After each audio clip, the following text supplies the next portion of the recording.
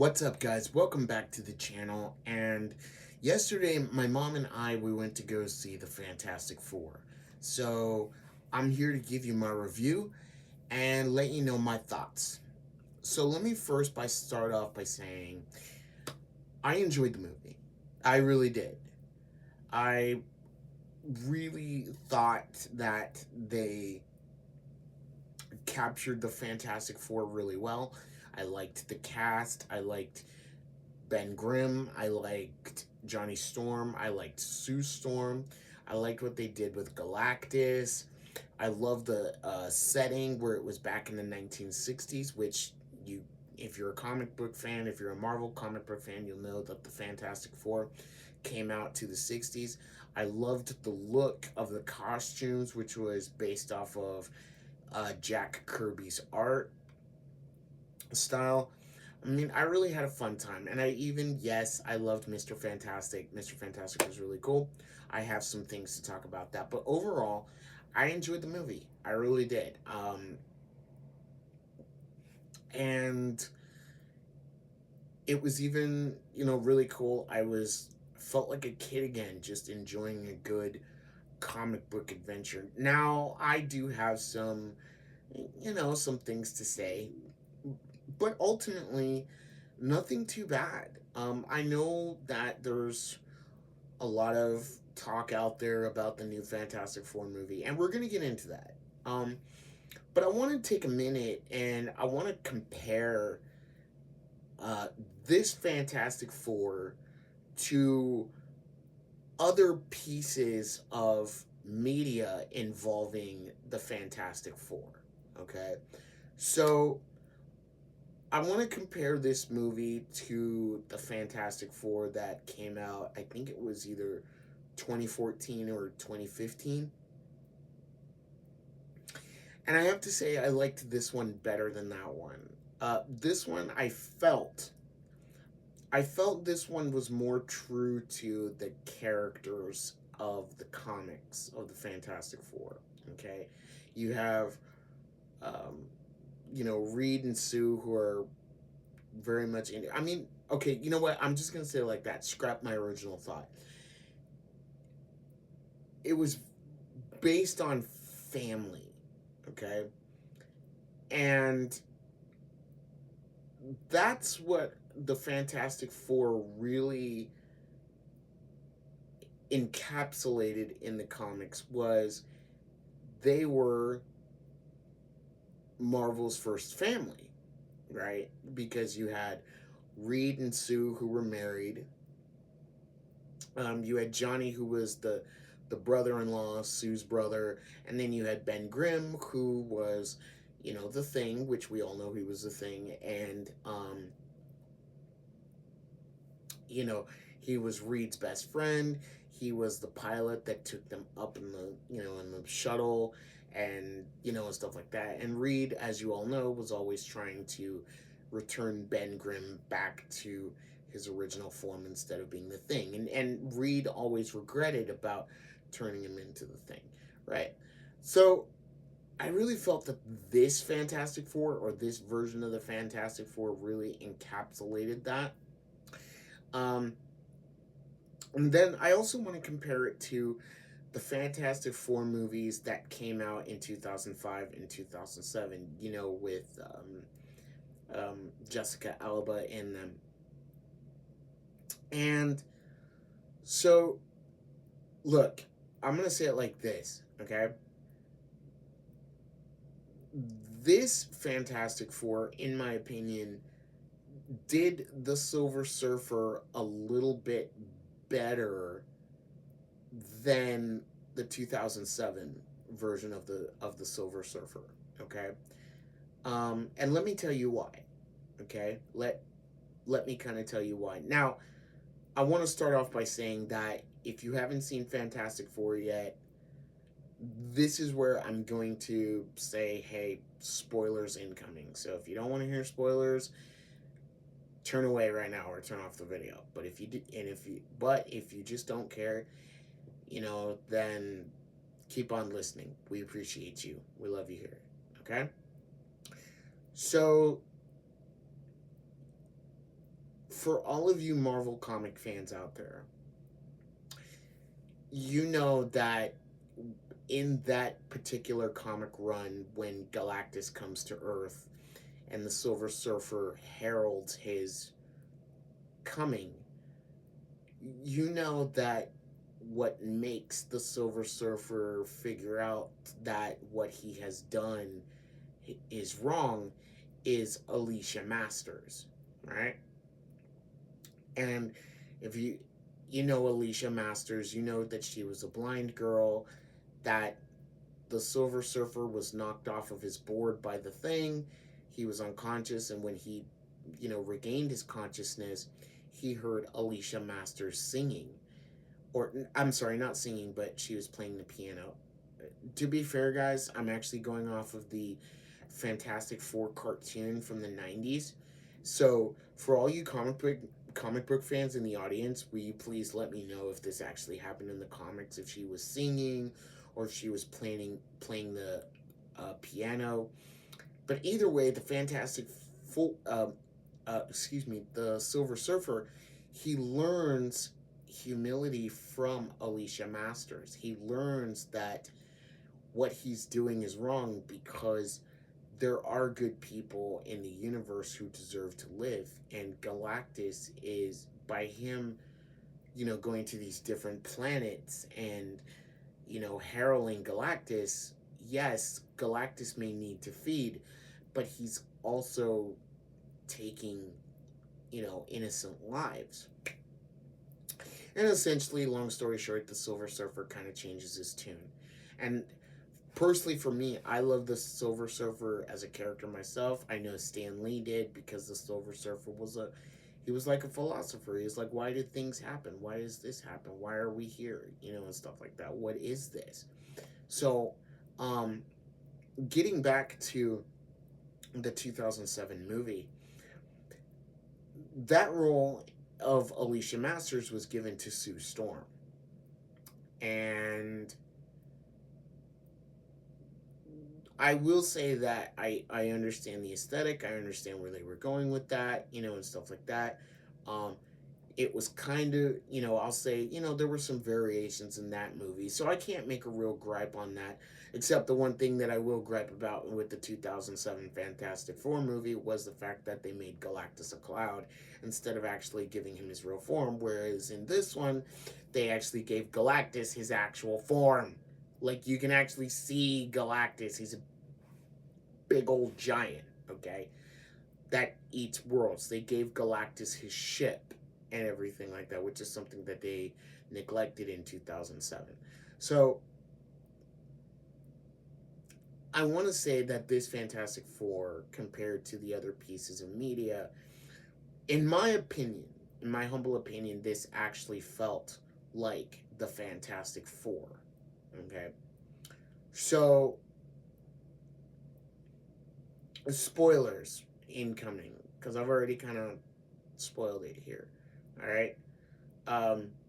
They took the one of the well-known comic book runs from Marvel Comics of where Galactus comes to Earth and the Fantastic Four have to essentially save the world and beat Galactus, right? And essentially they don't know what to do. They've never had to face anyone like this before. Reed is constantly trying to think of every variable, everything he can do. Right? Now it's revealed that the reason why Galactus is coming to Earth is because he wants the child of Reed Richards and Sue Richards. No, Sue Storm. Okay? And they, of course, say no. That is their child. And the reason why Galactus wants their child is because Galactus believes that he's going to become a planet eater. He believes that Franklin Richards is going to become a planet eater just like Galactus. So Galactus thinks that, oh, hey, with a new planet eater, I'm done. Like, I can finally end this. I can, ride off into the sunset type of thing, right? Of course, Reed and Sue say no, and it's a race against the clock to find a way to defeat Galactus and the Silver Surfer. Okay. As I've stated, the characters were great. Look, I'm gonna be honest with you guys. I know that there's a lot of people out there that say that it should have been Norton Rad who was the Silver Surfer because he was the Silver Surfer in the comics. In 2007's version of that particular run from the movie, it was Norton Rad. Uh, Here's the thing: instead of Shellaball, here's the thing: Julia Garner played the Silver Surfer expertly well, very well. High praise to her. She was not bad. She did an amazing job as the Silver Surfer that I was okay with Silver Surfer being a girl. Now, I know it's out there in some comic universe or whatever that the Silver Surfer was a girl, that Shellabal took up the mantle as the Silver Surfer. Okay, I know that there's a lot of original Marvel comic fans that say no, it should have been Norman Rad, like I've stated. But hear me out. When the actress does a superb job as playing the Silver Surfer, I didn't care that it was a girl. I didn't care. You know why I didn't care? I didn't care because, to me, in the moment, every time she was on screen, every single time that she, was surfing on the surfboard, every single scene was her. She made me believe that she was the Silver Surfer. Even when it shows her, spoiler alert, her flashbacks of how she became the Silver Surfer, of how she became Galactus's herald, it was still from the comics, in my opinion. It was still the character. She was the Silver Surfer. It didn't matter if it was Norrin Rad. It didn't matter if it was Shala Ball. It was the fact that she gave everything she had to be the Silver Surfer. So I was very happy with that. I was very happy with that. Um, I know that a lot of people thought that Sue Storm was a Mary Sue in this movie, and I'm going to get to that a little later, but let's talk about some other things, right? I know a lot of people have been criticizing because they're saying, "Oh, Johnny Storm's not the ladies' man. He's not the cool hothead bad boy type of guy." And I'm like, my question is what are you talking about?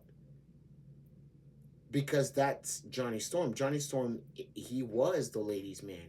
He was the hothead. He was the bad boy, right? He was the cool kid on the block. And so what if he can understand another alien's language? Or so what? It doesn't matter because that's who Johnny is. So what? You're adding an extra element to the character.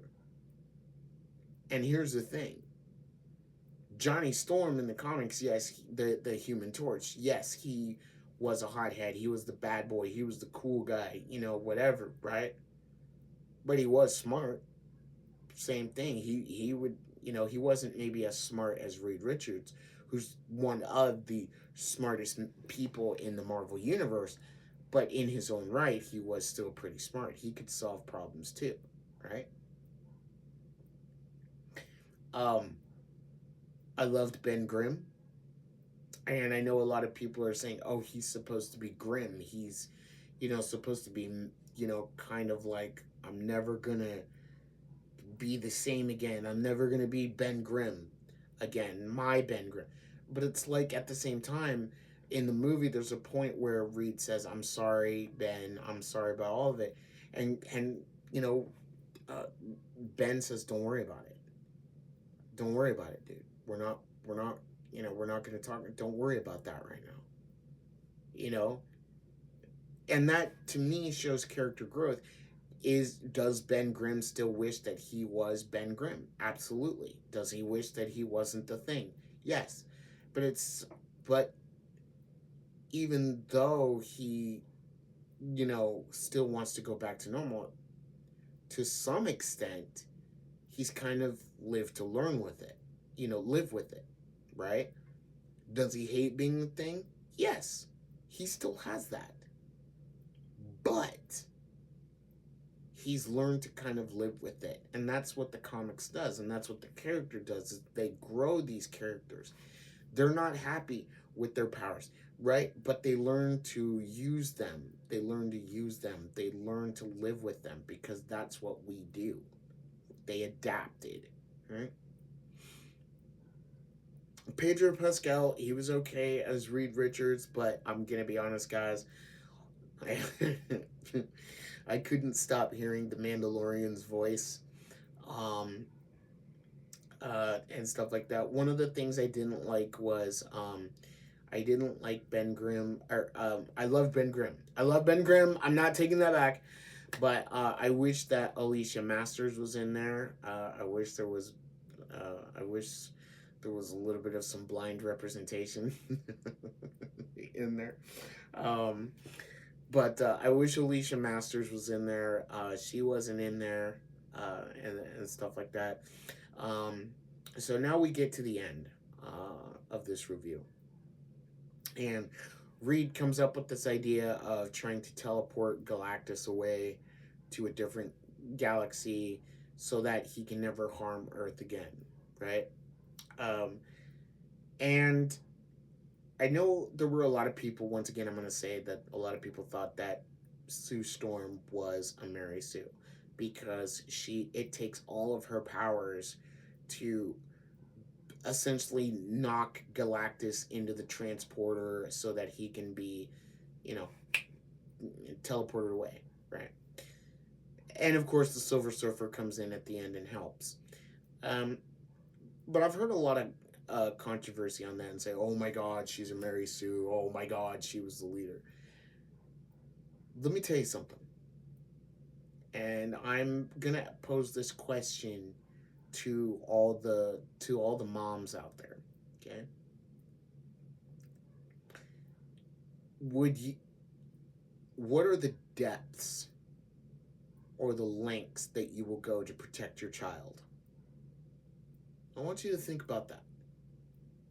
The next time you want to call Sue Storm in the movie a Mary Sue, I want you to think, what lengths or what depths are you willing to go to protect your child? Right?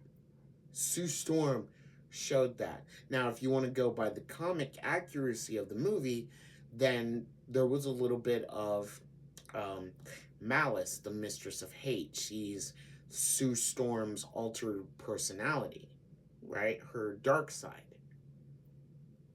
But for the moment, for this conversation, because I did see a little bit of Malice, Mistress of Hate, hurt of Sue's dark side, but ultimately what I saw was, I didn't see Sue Storm as a Mary Sue. Okay, I didn't see that. I saw a mother willing to go to any lengths, any depths, to protect her son, to protect her family. Okay? That's what I saw in this movie. I didn't see a Mary Sue. I didn't see an overpowered Sue Storm. I didn't see where Sue Storm, because the leaks came out and said, oh, Sue Storm, this is going to be centered around Sue Storm. This is going to be her movie, and all the boys are just going to follow her, and she's going to be the leader. No, I didn't see that. What I saw was a family.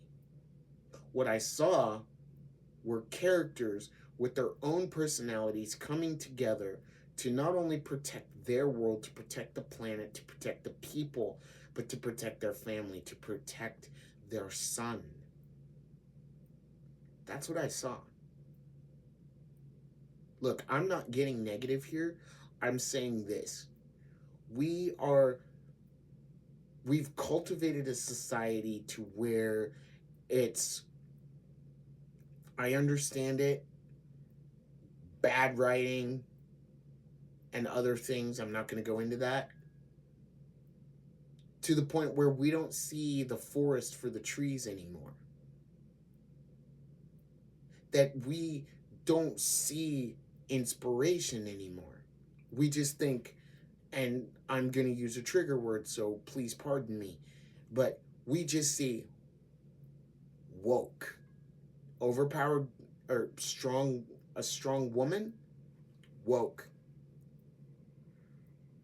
A strong woman who's using her powers to ultimately save her friends, to save the day, to save the planet, woke.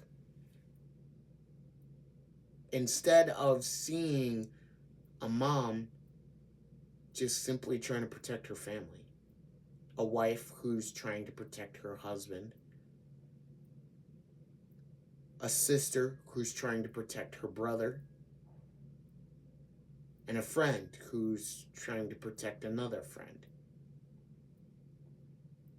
That's what I saw in this movie. So, save for a few, like, and I wasn't, and they're small critiques. So, save for Pedro Pascal, just, he was a good Reed Richards. Don't get me wrong, he was a good Reed Richards. But I just kept hearing The Mandalorian. And save for there not being Alicia Masters. Overall, I love this movie. I give it a 9 out of 10. And if you think I'm a shill for saying that, well, I'll take it. Because to me, in my opinion, this was indeed the Fantastic Four. Now, a little bit of advice before we get out of here, okay? Marvel Studios. Look, I'm just one guy on the internet, okay? But at the end of the movie, there is you know what?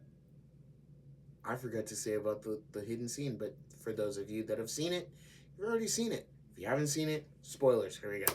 And at the end, we get Dr. freaking Doom. Dr. Doom. Okay? Now, he doesn't say anything, and he's under his cloak, and I know a lot of people are going, I want more, and a lot of people are thinking it's a Hail Mary pass from Marvel Studios, but hey, I'm happy because we finally get Dr. Doom in the MCU. Here's the thing. I'm excited to see where this goes. So, Marvel Studios, my word of advice, please, please, please, please, please, please, please! You don't have to do it for Avengers Doomsday. But for Secret Wars. For Secret Wars, when Secret Wars comes out, please, Marvel, hear me out. Here's what I want. You did it for Endgame in 2019. Okay? I want another portal scene. Yeah, I want another portal scene. Only this time, instead of just getting the Avengers and the Asgardians and the Sorcerers Supremes and everything like that, right? I want all the Marvel characters. I want the Avengers.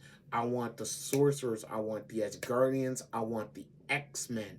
I want I want Spider-Man. I want Venom. I want the Fantastic Four. I want all of it. All of the characters to come together to fight Doctor Doom. To fight Doctor Doom on Battleworld. To fight him, right? But here's the cool thing. Oh yeah, and I want Blade. I want Daredevil. I want all the Marvel heroes, right? All the Marvel heroes, and yes, even Deadpool. I want all the Marvel heroes to come together. And at the center of it all, and I know I might get some backlash for this, I might get some hate, but I want it. I think it'd be really cool. You could even use, like, old footage. You know, don't do AI, but do old footage. But do a thing. See, I got my X-Men thing going on. Do You put Stan Lee right in the middle. And you have all the heroes, everything from the X-Men, everything behind Stan Lee, ready to fight Doctor Doom. And you go, and you just have one word come out of Stan Lee's mouth. And you go, Excelsior. That's it. That's it. That's it. That's all you do is Excelsior. And you're going to have a hit. I guarantee you. You're going to have a hit. Anyway, guys, sorry about my phone going off in the video, but I was on a roll and I wasn't going to answer it, and I don't want to do this video again. So, please hit the like button. Please share and subscribe. Guys, I'm actually really asking, please hit the like, share, and subscribe, because YouTube is being really wonky where they are saying even if I get like a few views and then you click off, it doesn't count. So please hit the like, share, and subscribe. Hit that notification bell so you know when I make another video. Leave me a comment down below. Have you seen Fantastic Four? What are your thoughts? Did you like it? Did you hate it? And if you haven't seen Fantastic Four, do you think you might want to go watch it? Anyway, guys, that's enough out of me. I'll see you guys in the next video. And instead of saying, wherever you are, whatever you're doing, go have an anime day, let's end the video by saying what Stan Lee used to say, Excelsior. See you later.